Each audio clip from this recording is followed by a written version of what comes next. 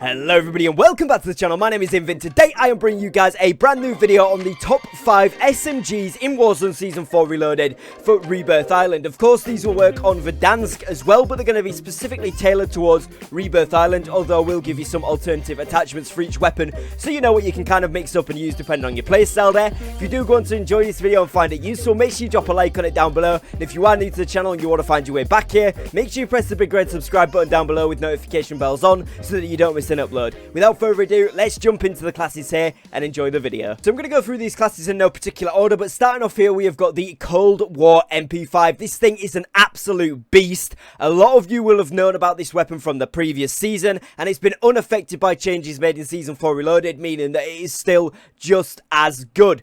Insane stuff. If you want to get the half crescent kind of clean optics which you can see on the middle of the screen there, then you need to run a weapon variant. First Mate works, Roman Opulence works, and Pit Viper work. There's probably others that work as well, but you'll be able to see if you go into the preview weapon, you can kind of hold it up and see there. You need to not run a barrel in order to get that, so whatever build you decide to run with, don't run a barrel if you want to keep that scope, otherwise it will disappear.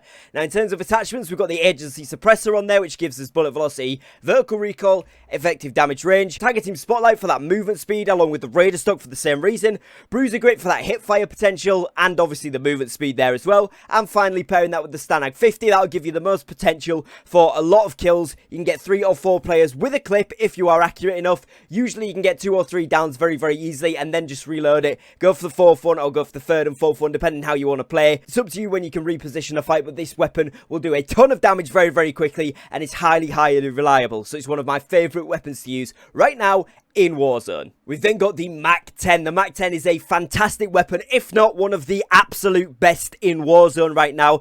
It's brilliant for its movement speed, its mobility in general, its ability to strafe while shooting as well as whilst running around, and obviously the extremely good hip fire and rate of fire, which is very forgiving if you do manage to miss a couple of shots. Great damage per mag, very low recoil, very understandable to control, which is really nice. Now on this one you can run the Sound Suppressor, Task Force Barrel, Targeting Spotlight, Striker Grip, and the Stanag 53 round drum mag.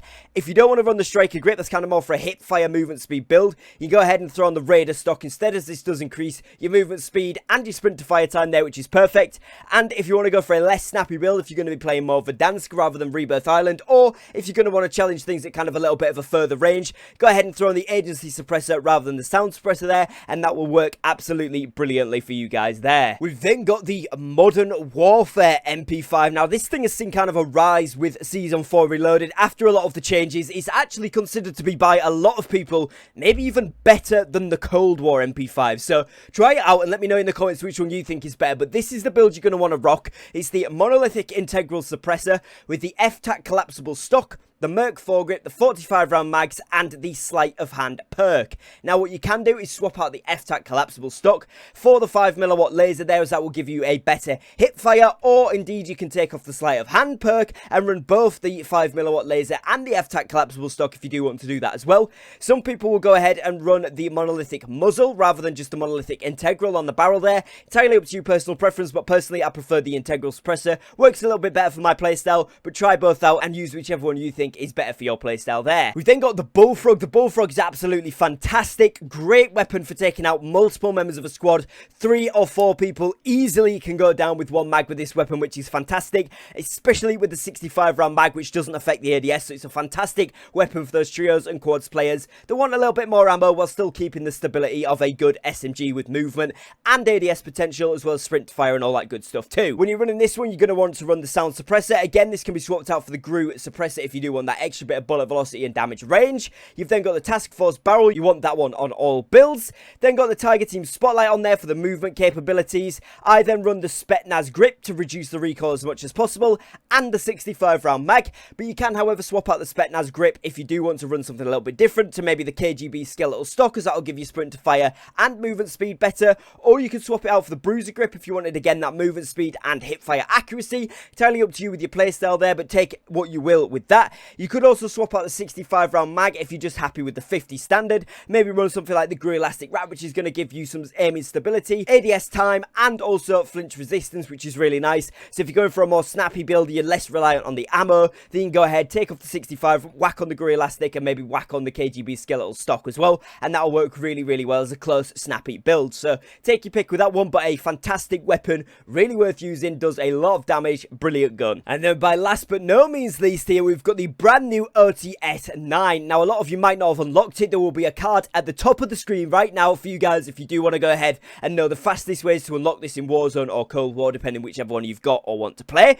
Now, this gun is absolutely fantastic and has seen a huge rise to near the top of the meta for SMGs right now. If you go ahead and look at the Warzone websites, it's one of the most picked weapons, and I think it would be higher if more people had unlocked it as well, because it is a very, very good weapon. It does get drawn back a little bit by its mag size, but right here you can go ahead and throw on, you can actually run the VDV 40 fast mags on this weapon, because the ADS reduction that the fast mags gives is less than 1 millisecond compared to the reload speed, which is 600 milliseconds faster with the fast mags rather than the regular VDV 40. So go ahead and run the fast mags, it's definitely worth it on this weapon. You've then got the Bruiser Grip, which I run obviously for the movement speed and hip fire accuracy, Target Team Spotlight for movement speed, Task Force Barrel, and Cruise Suppressor. If you kind of want a more steady build, you can go ahead and throw on the Spetsnaz Grip. That will just reduce the recoil a lot more overall, or indeed you could go ahead and run the KGB skeletal stock, as this will give you the sprint to fire time and the movement speed as well. So it's entirely up to you again, kind of how you play and how you want to build this, but generally for me this works as a really good up close and very snappy hip fire ability class,